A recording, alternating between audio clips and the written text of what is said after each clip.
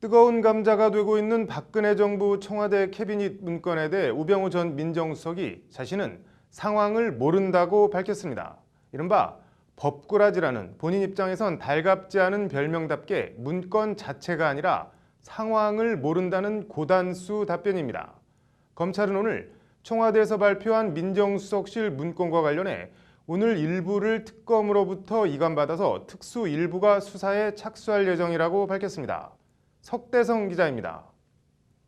직권남용 등 혐의 재판을 받기 위해 법원에 들어서던 우병우 전 민정수석은 캐비닛 문건의 존재를 아냐는 기자들의 쏟아지는 질문에 언론 보도를 봤습니다만 무슨 상황인지 무슨 내용인지 알 수가 없다고 답했습니다. 우 전 수석은 그러면서 청와대는 우 전 수석 재임 당시 생산한 문서라고 하는데 본 적 없냐는 질문에도 이미 답변 드렸다는 말만 남기고 바로 법정으로 올라갔습니다. 아는지 모르는지 상황을 몰라 모른다는 모호한 답변으로 기자들의 질문을 피해간 겁니다. 청와대가 공개한 문건엔 삼성 경영권 승계를 도와주라는 등의 내용이 담겨 있습니다. 삼성물산 합병과 관련해 국민연금공단은 고리로 한 이재용 부회장과 박근혜 전 대통령 사이 뇌물 혐의를 입증할 수 있는 이른바 잃어버린 연결고리가 될 수도 있는 문건입니다.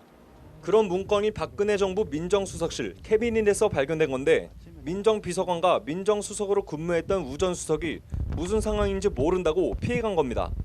특검도 일단 오늘 이재용 부회장 재판에서 관련 문건을 언급하지 않는 등 신중 모드입니다. 특검 관계자는 이와 관련 현재로선 자료를 검토 중이고 증거 제출 여부도 결정이 안 돼 있다고 밝혔습니다. 해당 문건들을 증거로 제출하려면 작성자나 작성 경위, 증거 능력 등을 입증해야 하는데 이 부회장에 대한 결심 공판이 내달 2일로 예정돼 있어 시간적 압박이 상당하기 때문입니다.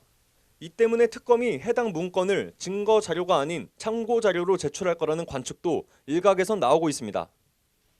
박근혜 정부 청와대 캐비닛 문건이 우병우 전 수석에 대한 재수사로 이어질지 해당 문건들이 특검과 검찰, 법원에서 어떻게 활용되고 받아들여질지 법원 안팎의 관심이 뜨겁습니다. 법률방송 석대성입니다.